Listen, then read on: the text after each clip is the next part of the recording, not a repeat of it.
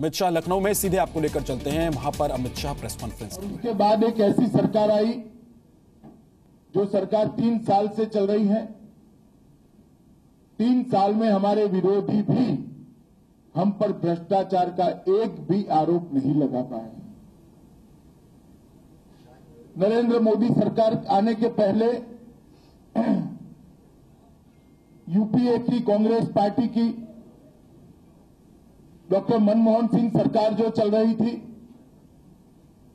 वो सरकार के लिए कहा जाता था कि इसको पॉलिसी पैरालिसिस हुआ।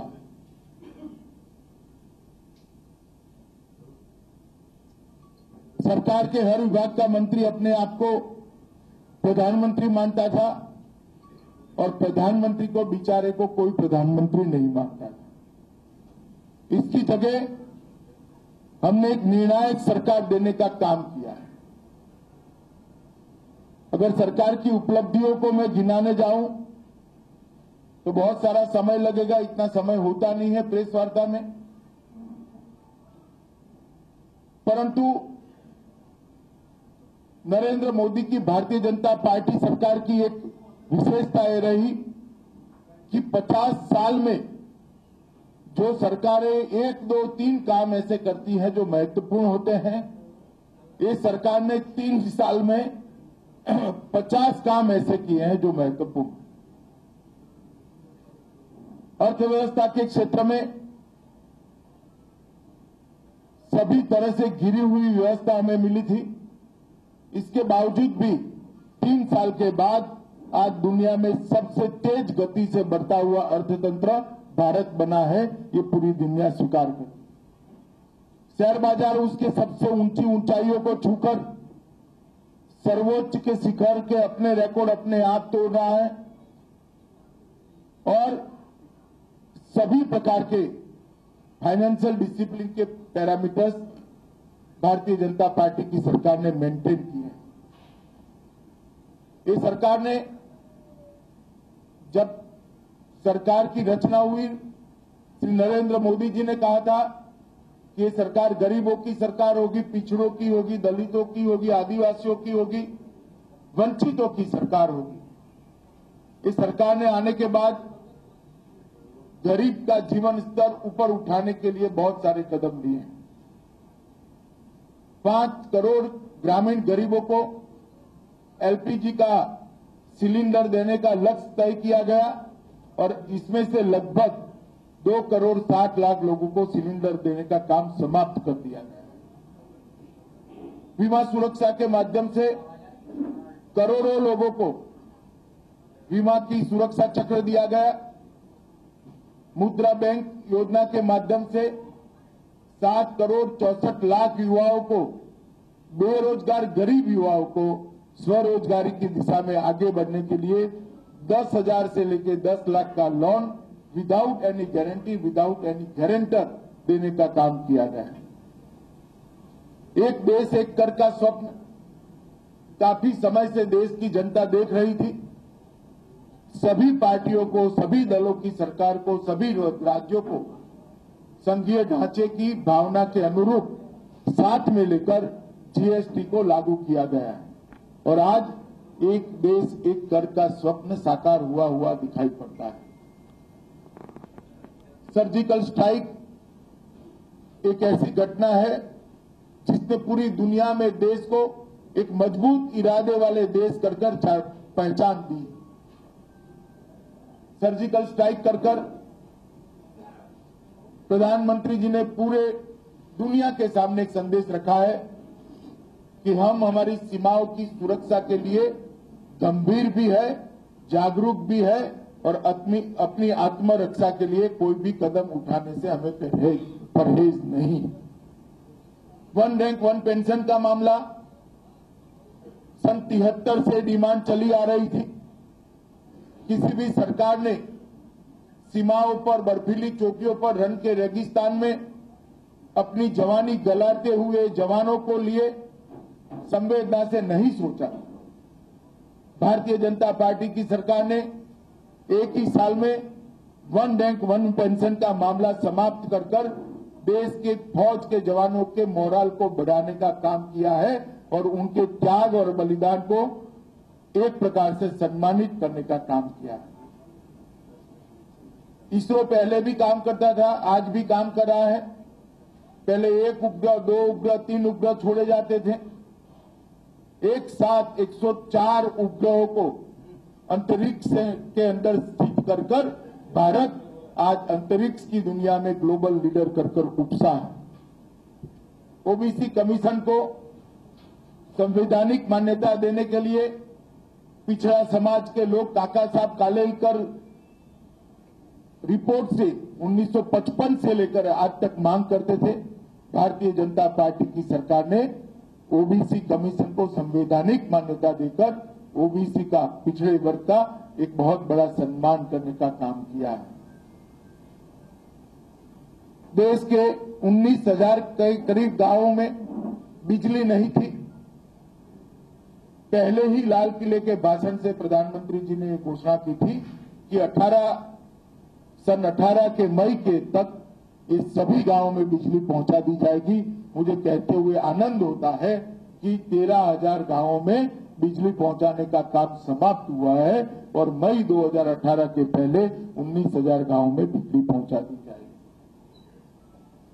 इस देश के गांव में जो गरीब रहते हैं, दलित रहते हैं, आदिवासी रहते हैं, वंचित रहते हैं, उनके घर में शौचालय नहीं है। ये पीड़ा को देश की कोई सरकार ने अब तक महसूस नहीं किया। भारतीय जनता पार्टी की सरकार ने सरकार के माध्यम से और जितने भी सरकारी उपक्रम मुनाफा करते हैं, उनके मुनाफे में से हिस्सा निकालकर शौचालय बनाने का निर्णय किया और लगभग 4.5 करोड़ शौचालय देश के गरीब के घर में बनाने का काम समाप्त हो गया। काले धन पर इस सरकार ने श्रेणीबद्ध कदम उठाकर एक कठोर प्रकार की मुहिम का आगाज किया है।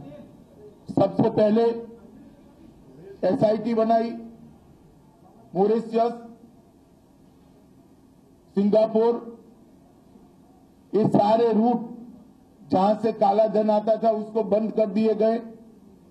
उसके बाद में नोटबंदी के माध्यम से अरबों खरबों का काला धन जो धन कुबेरों के घर पे पड़ा था वो आज व्यवस्था में आया है। उसके बाद बेनामी संपत्ति का कानून बनाकर हम आए और बेनामी संपत्ति रखने वालों पर कठोर कार्यवाही कर पाए। इस प्रकार की स्थिति का निर्माण किया। सेल कंपनियों पर एक बहुत बड़ा अभियान लेकर उसको बंद करने की दिशा में सरकार आगे बढ़ी है।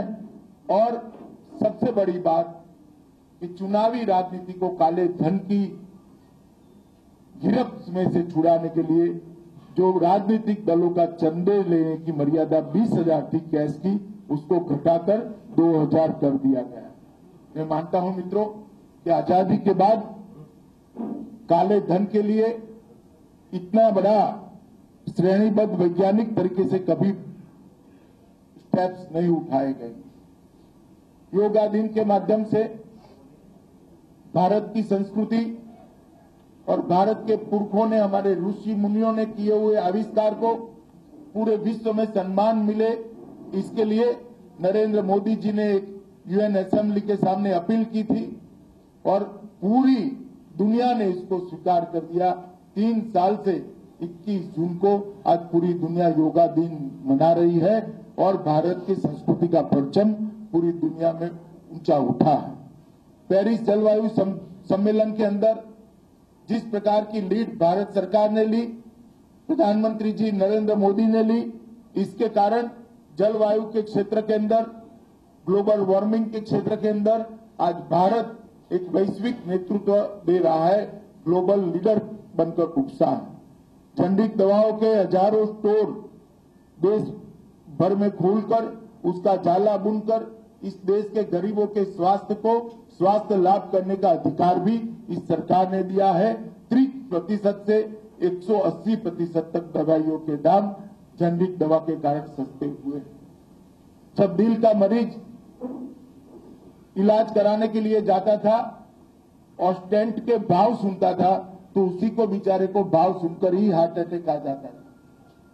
50,000 से लेकर 1.5 लाख तक स्टैंड की कीमत थी। आज उसके साथ नेगोशिएशन कर ज्यादा मुनाफाखोरी को रोककर 7,000 से लेकर 40,000 रुपये तक का स्टैंड कर करोड़ों गरीबों को अपने स्वास्थ्य का लाभ करने का अधिकार प्रधानमंत्री नरेंद्र मोदी जी ने दिया है। कृषि के क्षेत्र में सॉइल हेल्थ कार्ड, खाद के दाम कम करना, खाद की उपलब्धि बढ़ाना, नीम कोटेड यूरिया देना, रिलीफ की सारी पैरामीटर्स को एक्सपांड कर रिलीफ को अनेक गुना बढ़ाना, प्रधानमंत्री इरिगेशन योजना, ई मंडी, प्रधानमंत्री फसल बीमा योजना, ढेर सारी योजनाओं के माध्यम से 2022 तक किसानों की आय को दोगुना करने का जो लक्ष्य प्रधानमंत्री जी ने रखा है, मैं मानता हूं ऐसा महत्वाकांक्षी लक्ष्य रखने का साहस आजादी के बाद आज तक किसी ने नहीं किया। मित्रों, जहां तक उत्तर प्रदेश का सरकार है, सवाल है, भारतीय जनता पार्टी की केंद्र सरकार पहले भी उत्तर प्रदेश सरकार के साथ खड़ी थी, मगर हमारी योजनाएं और हमारी सहायता जनता तक नहीं पहुंची। राज्य में योगी सरकार, भाजपा सरकार बनने के बाद केंद्र सरकार और अडिगता के साथ उत्तर प्रदेश को सहायता करने के लिए आगे बढ़ी है। मैं सिर्फ 13वें वित्त आयोग और 14वें वित्त आयोग का डिफरेंस आपको सुनाना चाहता हूं। 13वां वित्त आयोग जो यूपीए सरकार को रिप्रेजेंट करता है, उसमें केंद्रीय करों में यूपी का हिस्सा था 2,80,467 करोड़ 5 साल में, और 14वां वित्त आयोग जो एनडीए की सरकार का, भाजपा सरकार का, मोदी सरकार का कालखंड है, उसमें 2,80,000 करोड़ से बढ़ाकर 7,10,000 करोड़ किया गया है, 2.5 गुना बढ़ाया गया है। मतलब 5 साल में 4,30,499 करोड़ की बढ़ोतरी करने का काम किया है। अनुदान सहायता जो पहले 24,000 करोड़ मिला करती थी, उसको बढ़ाकर 48,000 करोड़ करने का काम किया है, मतलब 2 गुना किया है। राज्य आपदा प्रतिक्रिया निधि, डिजास्टर रिलीफ फंड, उसमें 1,597 करोड़ रुपया, लगभग 1,600 करोड़ रुपया मिलता था, अब 2,797 करोड़ मतलब 2,800 करोड़ रुपया दिया है, 1.5 गुना उसमें बढ़ोतरी हुई। लोकल बॉडीज ग्रांट के अंदर पहले सिर्फ 523 करोड़ रुपया उत्तर प्रदेश को दिया जाता था, अब लोकल बॉडी ग्रांट के अंदर 46,026 करोड़ रुपया दिया जाता है, मतलब 88 टाइम बढ़ोतरी हुई। इस सारों का योग मिला दे तो 4,77,805 करोड़ रुपया 5 साल में उत्तर प्रदेश को ज्यादा मिलेगा। इसके साथ साथ केंद्रीय योजनाओं में मुद्रा लोन में 72 लाख लाभार्थियों को फायदा मिला है। स्मार्ट सिटी में 571 करोड़, वाराणसी मथुरा हृदय के लिए 129 करोड़, अमृत मिशन के तहत 161 शहरों में 11,421 करोड़, गोरखपुर यूरिया प्लांट 6,000 करोड़, बनारस के 8 highway 8,000 crore, Kashi package 572 crore, Banaras trauma centre 150 crore, integrated power development 617 crore, rail विकास के लिए 36,000 करोड़, स्वच्छ भारत मिशन के लिए 168 करोड़, नमामि गंगे के लिए 3668 करोड़, गंगा सीवरेज के लिए 7,400 करोड़, लखनऊ मेट्रो के लिए 6,880 करोड़, नेशनल वाटरवे के लिए 169 crore, Eklavya medical residential school के लिए 700 करोड़, मुद्रा स्वास्थ्य प्रबंधन कार्ड के लिए 60 करोड़, प्रधानमंत्री Awas Yojana 200 crore, border area development plan के लिए 136 करोड़। ढेर सारे ऐसे हैं, मैं कुछ ही पढ़ता हूं। पूर्वांचल एक्सप्रेसवे के लिए 2100 करोड़, दीनदयाल ग्राम ज्योति योजना के लिए 6 करोड़, आईटीडीएस योजना के लिए 1,000 करोड़, सिंचाई सुविधा के लिए, बाढ़ प्रबंधन के लिए 2,900 करोड़, मार्ग का चौड़ीकरण के लिए 7,500 करोड़। तो अमित शाह उत्तर प्रदेश के दौरे पर हैं और यहां वो 3 साल में केंद्र सरकार की तरफ से उत्तर प्रदेश के लिए क्या किया गया और केंद्र सरकार ने किन योजनाओं के लिए कितना फंड दिया, उसके बारे में जानकारी दे रहे हैं। किसानों की ऋण माफी कर दी गई है, लगभग 38 लाख टन गेहूं की क्रय करने का काम किया है। उसमें आड़तियों को साइड में रखकर सीधा इलेक्ट्रॉनिक ट्रांसफर किसान के अकाउंट में कर दिया गया है। गड्ढा भरने से लेकर बिजली के क्षेत्र में बहुत सारे सुधार, इरिगेशन में बहुत सारे सुधार, गन्ना के अंदर आजादी के बाद सबसे पहली बार जो देय राशि थी उसकी 90.58% भुगतान ये 3 महीने के अंदर करने का काम समाप्त कर दिया है। यही बताता है 3 साल जो भुगतान नहीं होता था, ये सपा बसपा की मिली भगत के कारण नहीं होता था चीनी मिलों के साथ। आज योगी सरकार बनने के बाद, भारतीय जनता पार्टी की सरकार बनने के बाद 90.58% गन्ना का भुगतान हो गया है। मैं मानता हूं ये बहुत बड़ी उपलब्धि है। ढेर सारे काम हुए हैं मगर बताने की मर्यादा है। एक योजनाओं की सूची मेरी पार्टी कार्यालय के द्वारा आपको दी जाएगी, जिसमें 106 योजनाएं हैं जो उत्तर प्रदेश में पहले नीचे तक पहुंचाई नहीं जाती थी। अब 106 योजनाएं उत्तर प्रदेश में भारतीय जनता पार्टी की सरकार के माध्यम से सभी लाभार्थियों के साथ पहुंचने का एक चौक चौबंद बंदोबस्त मुख्यमंत्री श्री योगी जी ने किया है। मुझे आनंद है कि योगी सरकार बहुत अच्छा काम कर रही है और नरेंद्र मोदी सरकार ने देश का सम्मान दुनिया में बढ़ाने का काम किया है। ये 3 साल के बाद निर्विवाद रूप से हम कह सकते हैं नरेंद्र मोदी जी आजादी के बाद के सबसे लोकप्रिय प्रधानमंत्री बनकर उपसे हैं और ये भारतीय जनता पार्टी के लिए बड़ा हर्ष का विषय है। उनके नेतृत्व में राजनीति में से परिवारवाद, जातिवाद और तुष्टीकरण, ये तीनों नासुरों को समाप्त करने में भारतीय जनता पार्टी को सफलता मिली है। अब आप आपके सवाल पूछ सकते हैं। यहां से एक एक नाम बोले। और दूसरी बात, कोई जल्दबाजी मत करे, कोई उंगली कड़ी नहीं होगी तभी जाऊंगा मैं। आराम से रहिए आप। सभी मित्रों चाहता है कि अपना नाम और अपने संस्थान का नाम बोल करके। अध्यक्ष जी, मेरा नाम नरेंद्र श्रीवास्तव है, मैं यूएनआई में हूँ। अध्यक्ष जी, आप पूरे देश के प्रवास पर निकले हैं, ये शायद 16वां राज्य है आपका। इस प्रवास के दौरान आप 2019 में भारतीय जनता पार्टी की स्थिति क्या देख रहे हैं और जो भी देख रहे हैं उसका आधार क्या है? देखिए, 19 में भारतीय जनता पार्टी बड़ी मजबूती से, इससे भी बड़े बहुमत के साथ सरकार बनाएगी। इसमें मुझे लगता है, न केवल मुझे, देश की जनता को भी अब संशय नहीं है और उसका आधार केवल और केवल विकास और सुशासन है। जिस तरह से नरेंद्र मोदी सरकार ने 3 साल के लिए काम किया है और हमारी राज्य सरकारें, 13 राज्य सरकारें जिस प्रकार से अच्छा काम करी है, मुझे लगता है देश की जनता हमें फिर से एक बार ज्यादा प्रबलता से सेवा करने का मौका दे। सर, मैं प्रांशु मिश्रा हूं नेटवर्क 18 से। 2 सवाल है। एक तो गुजरात में जो हो रहा है, जो कांग्रेस में राजदल में टूट हुई थी, वो बैंगलोर ले गए और अब परेड करा के कह रहे हैं कि भारतीय जनता पार्टी दबाव डाल के तोड़ रही है। इस पर आप प्रतिक्रिया जाना चाहेंगे? इसमें मैं एक ही बात करना चाहता हूं, गुजरात में तो चलो ये आरोप झूठा ही झूठा सही कोई मान सकता है, बेंगलोर में क्यों कमरे में बंद करके रखे हैं? आप समझ रहे हो मेरी बात? वहां तो उनकी सरकार है भैया, वहां तो घूमने दो, बेचारे को कमरों में बंद कर क्यों रखा है?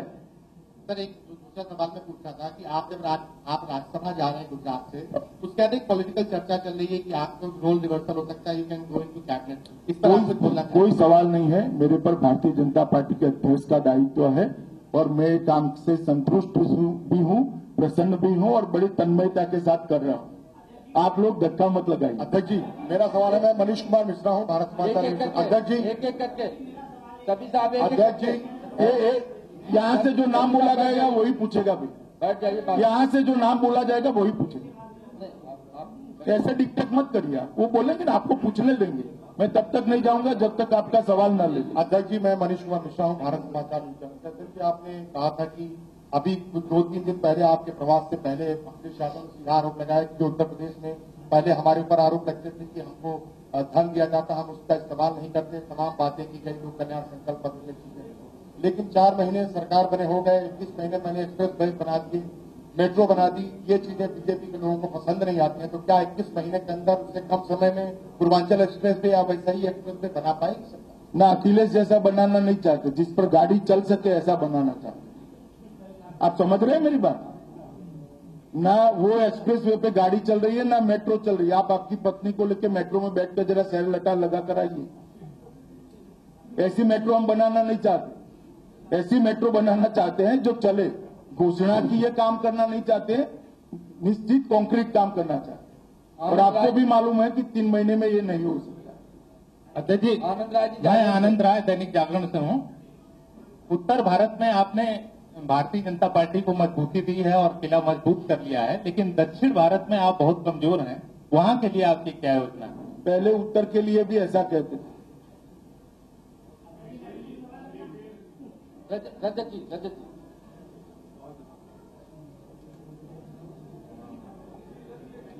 देखिए, मेरा नाम रजत मिश्रा है, मैं सुदर्शन न्यूज से हूँ।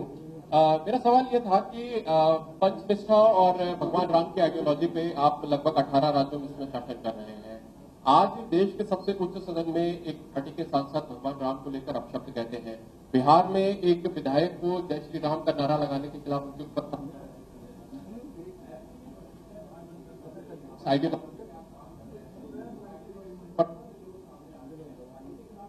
कार्रवाई, इसको लेकर भारतीय पार्टी की कोई रणनीति है? देखिए, देश के संविधान में किसी को भी मुकदमा दर्ज करने से कोई रोक नहीं सकता। मुकदमा दर्ज करने का आपको भी अधिकार है। मुकदमा दर्ज करने वाले पर आप कर दो, वो भी दर्ज हो जाएगा। यहाँ किसी को कोई रोक नहीं सकता। भाई, न्यायालय अपनी बुद्धिमत्ता से और अपने न्याय के पैरामीटर्स के आधार पर निर्णय करता है। पर ऐसी बातें समाचारों में घूमती, आगे नहीं बढ़ती। हाँ भाई, नाम बोलो। एक मिनट। हाँ अध्यक्ष जी, मैं विद्याशंकर राय हूँ, इंडो एशियन न्यूज सर्विस से। मैं आपसे ये जानना चाहता हूँ कि आपने 3 दिन बैठक ली है, आपने सारे कुछ गिना दिया कि इतने 1000 करोड़ हमने दिए। क्या कानून व्यवस्था को लेकर आपने कुछ सरकार को दिशा निर्देश दिया है कि 3 महीने में लगातार चर्चा हो रही है? दिशा निर्देश लेने की जरूरत नहीं है। सरकार कानून और व्यवस्था के लिए भी बहुत अच्छे से आगे बढ़ी, मगर जिस प्रकार से यूपी के अंदर प्रशासन का राजनीतिकरण हुआ है, उसको सुधारने में थोड़ा समय लगेगा और बहुत दृढ़ता के साथ भारतीय जनता पार्टी की सरकार आगे बढ़ रही है। मैं उत्तर प्रदेश की जनता को आश्वस्त करना चाहता हूं कि आप भरोसा रखिए कि अन्य राज्यों की तरह उत्तर प्रदेश के अंदर भी कानून का ही राज होगा। सुमित मिश्रा जी, हिंदुस्तान से।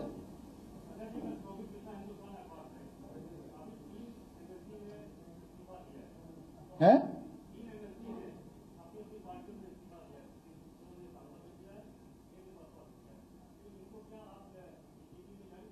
मुझे मालूम नहीं है, पार्टी ने यहाँ जो योजना बनी होगी, इन्होंने संपर्क किया होगा, तो मेरे पास ऐसी बातें नहीं आती।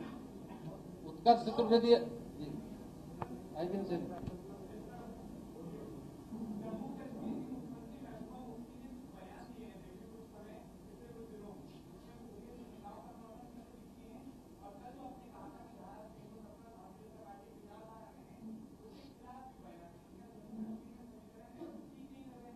ना विजय उपाध्याय जी, दैनिक भास्कर।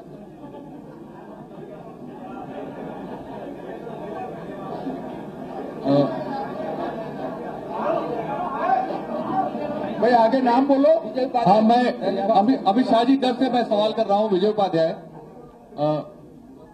मेरा सवाल यही है कि उत्तर प्रदेश में विधानसभा में बोलते समय मुख्यमंत्री जी ने कहा कि कांग्रेस मुक्त भारत हो चुका है और अगर सीबीआई जांच ठीक से होगी तो उत्तर प्रदेश से सपा और बसपा मुक्त उत्तर प्रदेश हो जाएगा। तो इस तरफ क्या आगे और कदम बढ़ेगा, जैसे लोग इस्तीफे दे रहे हैं? और अब शिवपाल यादव की भी बात हो रही है कि आ सकते हैं? नहीं, शिवपाल यादव जी का ना हमारे पास कोई प्रस्ताव है, न ऐसा कोई विचार चल रहा है। अब से आज तक सर, मैं कुमार अभिषेक हूं, आज तक से। एनआईए ने कहा है कि जो क्रॉस बॉर्डर ट्रेड है उसकी वजह से उसका मिसयूज हो रहा है और टेरर में उसका इस्तेमाल हो रहा है। एनआईए ने भी ये भी कहा है कि इसको बंद किया जाना चाहिए। बीजेपी क्या सोचती? देखिए, इसमें बीजेपी के अकेले की सोच का सवाल नहीं है। ऐसे मामलों पर सुरक्षा एजेंसियां, सेना, जम्मू कश्मीर सरकार और सभी दलों के साथ चर्चा कर फैसले लिए जाते हैं। इसमें बीजेपी के अकेले की प्रतिक्रिया देने का औचित्य नहीं। वीरेश पांडे जी न्यूज 24। वीरेश पांडे जी न्यूज 24।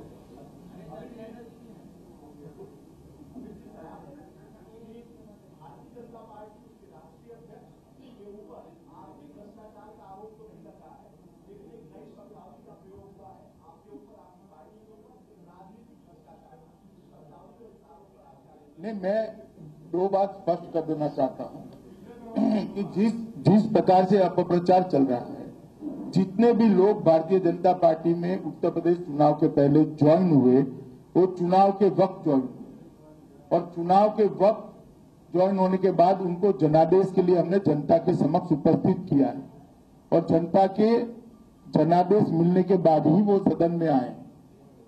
हमने अखिलेश सरकार को हमारी सरकार का दुरुपयोग कर तोड़ा नहीं। चुनाव के वक्त जो राजनीतिक दल के कार्यकर्ता होते 5 साल की उनकी सरकार का आकलन कर वो पार्टी में नहीं रहना चाहते, तो उनको अधिकार है कि चुनाव के पहले कोई नया दल तय करे और वो दल के अंदर ही वो दल के नाम से जनता के बीच में जाए।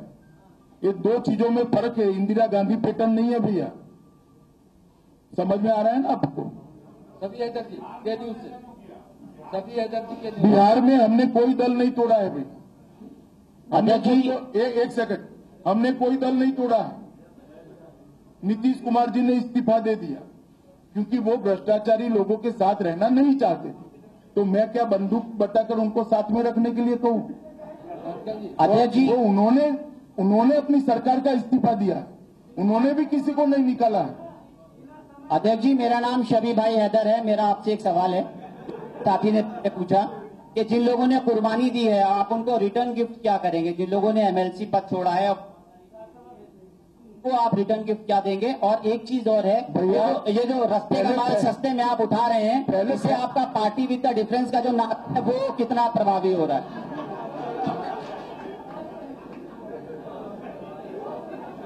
आपका जो सवाल है ना रिटर्न गिफ्ट का, आप ढूंढते रह जाना। ये हमारी पार्टी की डिक्शनरी में नहीं होता है। अनामिका जी एक जन से, अनामिका जी।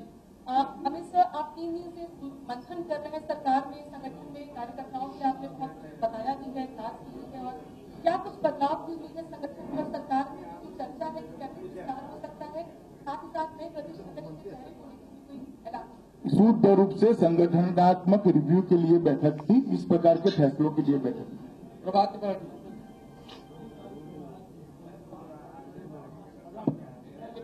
आप जहां जहां जा रहे हैं वहां वहां उन राज्यों में भगवाकरण हो रहा है। ये हो रहा है कि अमित शाह जी जहां जा रहे हैं वहां पार्टियां टूट रही है। अभी साथी ने सवाल कर दिया, वो राजनीतिक भ्रष्टाचार का जो आरोप लग रहा है, इधर आप करें एक मिनट, मैं केरल जाकर आया, क्या टूटा? अरे सुनो भाई, मैं तेलंगाना जाकर आया, क्या टूटा? मेरी आप पूरे सवाल सुनो तो आप सुनो ना, मगर मैं उड़ीसा जाकर आया, क्या टूटा? मैं अरे सुनो भाई, हिमाचल जाकर आया, क्या टूटा? जम्मू कश्मीर जाकर, सवाल में जवाब ही तो दे रहा हूँ। आप कह रहे हो जहां जहां जाते हो वहां पक्ष में बात कर रहा हूँ। अरे मगर आप 16 राज्यों में 18 नहीं, ये मेरे पक्ष में नहीं है। अरे आप पहले मेरा जवाब सोनू यादव के यहाँ गए नहीं? कल आप एक कार्यकर्ता सोनू यादव के यहाँ गए। एक नई राजनीति का ये हो रहा है कि आप दलित कैडर पे आप सेल लगा रहे हैं, अब आप बैकवर्ड में सेल लगा रहे हैं। तो ये हुआ कि अमित शाह आए, सोनू यादव यादव परमात्मा। मैं दलित के वहां गया, वो भी हमारा कार्यकर्ता है। मैं कल सोनू यादव के गया, वो भी हमारा कार्यकर्ता है। इसमें ज्यादा राजनीतिक अर्थ मत लगाइए। मैं मेरे कार्यकर्ता के बूथ के कार्यकर्ता के वहां भोजन पे जाता हूं, स्थानीय पार्टी इसको तय करती। अध्यक्ष जी, मैं प्रेम शंकर जी नवभारत टाइम से। अध्यक्ष जी, मेरा सवाल ये था कि आपने बताया कि सरकार ब्लैक मनी के खिलाफ लगातार कार्रवाई कर रही है और आपने तमाम गतिविधियों का ब्यौरा भी दिया। पनामा गेट का मामला बहुत चर्चित हुआ था पूरी दुनिया में। उसमें पड़ोसी देश के प्रधानमंत्री को अयोग्य भी करार दिया गया है। भारत नाम आए हैं पनामा मामले, पार्टी से भी जुड़े हुए लोग। इन मामलों में कब तक प्रभावी कार्रवाई होगी? देखिए, जहां तक मेरी पार्टी का सवाल है, एक भी व्यक्ति नहीं है, मैं स्पष्टता करूं। दूसरी बात, हमारे यहाँ पनामा में जितने भी नाम आए थे, न सिर्फ केवल पनामा, जितनी सूचना प्राप्त हुई थी, सर्वोच्च अदालत ने एक ऑर्डर दिया था, तो सर्वोच्च अदालत का जज का एक कमेटी बनाया है, वो कमेटी को ये मामले दे दिया जाए। हमारी सरकार बनने के पहले ही कैबिनेट में कमेटी गठित कर 76वें दिन पर ये सारे मामले वो एसआईटी को दे दिए गए हैं और एसआईटी इसका संज्ञान लेकर एक के बाद एक कदम उठा। नीलांशु जी रिपब्लिक से। अमित शाह जी, मैं इधर हूँ, नीलांशु शुक्ला रिपब्लिक टीवी से।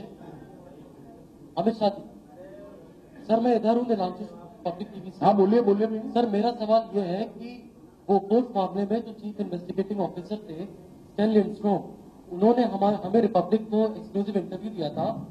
उन्होंने बोला था कि जो प्रधानमंत्री थे राजीव गांधी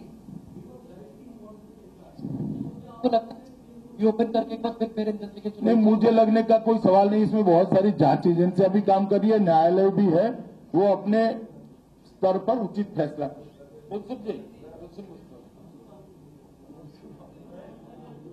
मुस्तफा जी, मुस्तफा जी,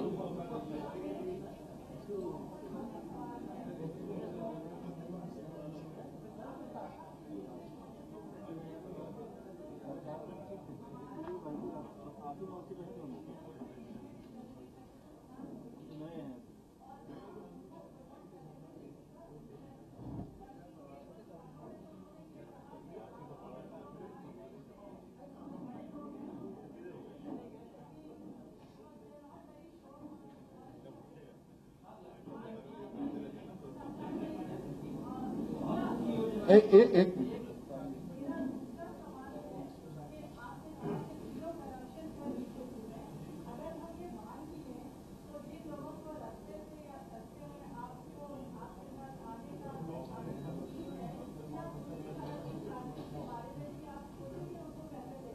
अगर है तो जरूर सोचिए। और दूसरा जेनरिक दवाइयों का जहां तक सवाल है, सरकार ने कभी नहीं कहा कि जेनरिक दवाई आने के बाद बाकी दवाइयां बंद हो जाएगी। जेनरिक दवाइयों की अलग दुकानें खुली हुई है जहां 100% जेनरिक दवाइयां मिलती है और वो स्टोर पर सारी जेनरिक दवाइयां उपलब्ध है। और तीसरी बात, अगर कहीं कमी है भी तो एक नई व्यवस्था है, एक अच्छी शुरुआत करी है। कमियां है तो इसका रिव्यू करके उसको और स्ट्रेंथी करेंगे, मगर जेनरिक स्टोर अलग खुले हैं, वहां ज्यादातर रोजमर्रा की दवाएं उपलब्ध है। प्राइम न्यूज से सर मैं अभिषेक मिश्रा हूं, प्राइम न्यूज से। आपने कहा कि देश की सुरक्षा के लिए हम हर संभव कदम उठाएंगे और उसके लिए प्रयासरत हैं, लेकिन देखने को मिले जो सीएजी की रिपोर्ट आई थी उसमें कहा था कि 10 दिन से ज्यादा का हमारे पास गोला बारूद नहीं है जंग के लिए। अरुण जी ने रिएक्शन देकर इसको खारिज कर दिया सर, लेकिन लगातार चाइना आके तरे रहा है, उसके लिए कुछ सोच। अरे भाई ये सोच प्रेस वार्ता में होगी क्या? अरुण जी ने जो सीएजी का जो रिपोर्ट आया था, अरुण जी ने सदन के अंदर एक ऑफिशियल स्टेटमेंट, अरे भाई सुनो ना, किस तरह से कंडक्ट करे हो? अरुण जी ने एक अधिकृत बयान राज्यसभा में देकर इसको स्थिति को राज्यसभा के सामने स्पष्ट कर दिया। रंजना जी टीवी से। सर मैं रंजना हूँ ईटीवी से। आप संगठनात्मक बैठक कर रहे हैं, दौरा कर रहे हैं, 16वां स्टेट है, तीसरा दिन है आज आपका। संगठन को लेकर के, क्योंकि प्रदेश अध्यक्ष को लेकर भी तमाम चर्चाएं हैं, क्या उस पर भी आपने कुछ मंथन किया? कुछ बहुत मंथन चला आपका? उसमें ऐसी बड़ी बैठकों में चर्चा नहीं हो रही, मगर जरूर चर्चा हो रही है। नया अध्यक्ष तय होते ही केशव जी पूर्ण समय सरकार का काम करें। अध्यक्ष जी मैं एपीएन न्यूज चैनल में हूँ। मेरी ये मांग है कि संत समाज की भाजपा पर बड़ी कृपा रही है और संत समाज की एक बड़ी मांग थी कि भारतीय जनता पार्टी की बहुमत से केंद्र में सरकार आई है, तो क्या गौ मंत्रालय बनाने पर विचार कर रहे हैं आप लोग? ऐसा कुछ है? बहुत सारी दरखास्तें हैं, इस पर विचार चल ही रहा। सचिन मुद्गल जी अमर उजाला से। सर मैं सचिन हूँ अमर उजाला से। सर योगी और नियत पर शक नहीं है। सर योगी सरकार की नीति और नियत पर किसी को शक नहीं है, लेकिन आपके कार्यकर्ता, विधायक और सांसद वो 3 महीने की सरकार में असंतोष जाहिर कर रहे हैं, लखनऊ से लेकर दिल्ली तक शिकायतें कर रहे हैं। ठीक है, चुनाव आते आते सब ठीक हो जाए। धन्यवाद मित्रों। नरेंद्र जी सवाल हो चुके। बैठो पूछो भाई। एक सेकंड, अरे एक सेकंड रुक जाइए। नहीं, किसने कहा? मगर जिसने सवाल नहीं पूछा है वो लोग एक एक करके हाथ खड़ा करे, सबको मौका दे। चलिए। हाँ, भट्ट जी बोलिए।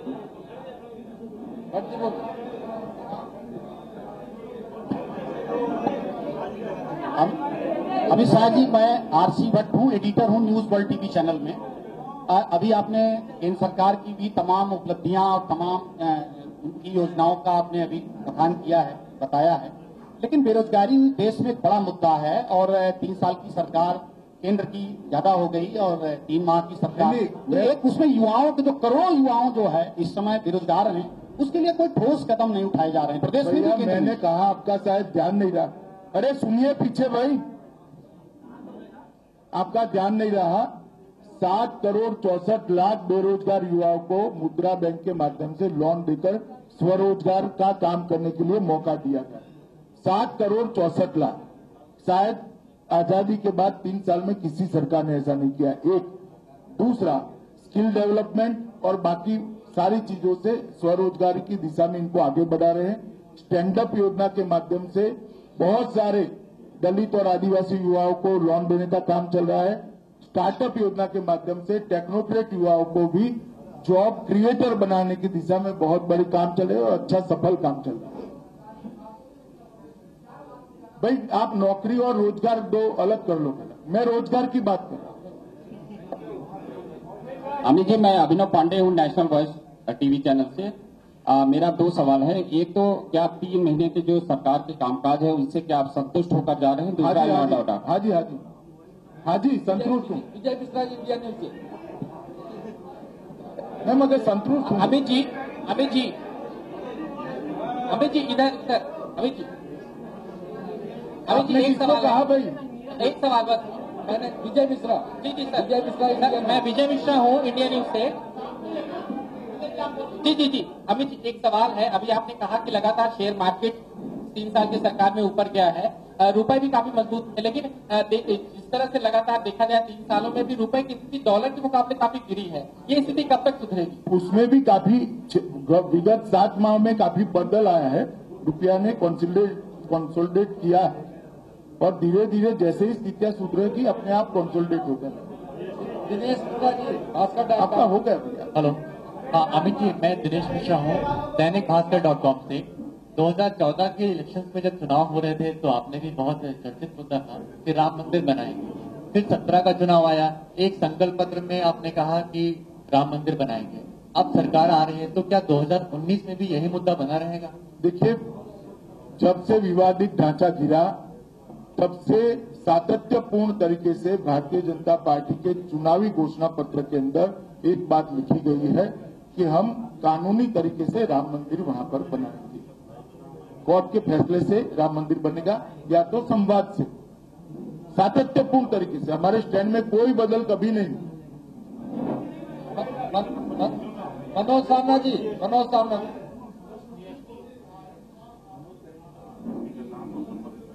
योगी जी ने भी कहा है।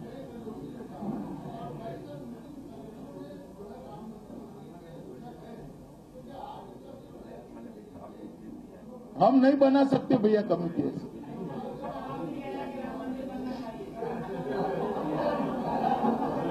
मनोज जी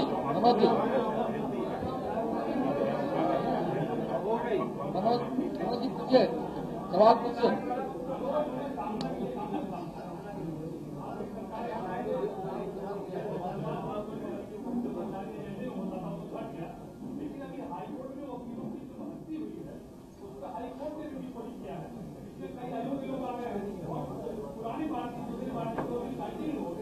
हम हाईकोर्ट की टिप्पणी का सम्मान करते हैं, इस पर पुनः विचार करेंगे। रुचि जी, इंडिया न्यूज से।